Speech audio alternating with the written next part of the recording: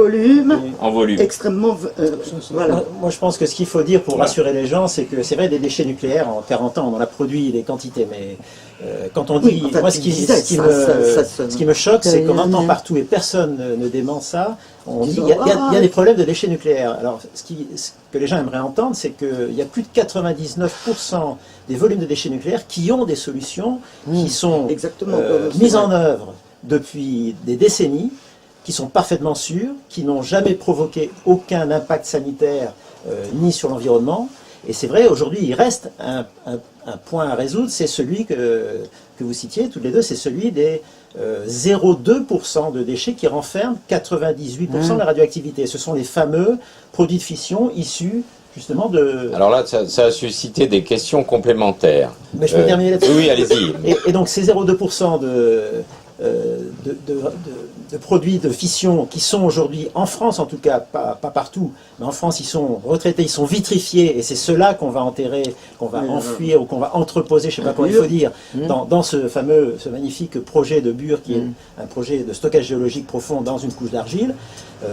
Il faut savoir que ça ne représente, on en produit à peu près 50 tonnes par an en France. On est 63 millions d'habitants, je crois. Si vous faites la division, ça fait 0,7 grammes par personne et par an pour un nucléaire qui représente 80% de la production d'électricité de ce pays. Donc c'est vraiment minuscule en quantité. Mais c'est vrai que du point de vue radioactivité, c'est une radioactivité qui est énorme, mais personne n'en a jamais souffert parce que tous les gens qui en parlent et qui se plaignent des déchets nucléaires n'en ont jamais vu. Même les gens qui travaillent chez Areva ou au CEA, il y en a beaucoup qui n'en ont jamais vu de ces déchets vitrifiés. Et donc le problème, pour moi, n'existe pas. Les solutions existent. Et il reste juste à décider, c'est les pouvoirs publics qui doivent le faire, l'année prochaine, de lancer ce fameux projet qui permet de boucler la boucle et de résoudre le problème de ces derniers déchets qui sont finalement, on dit qu'ils vont être radioactifs pendant des milliers d'années, voire des dizaines de milliers d'années.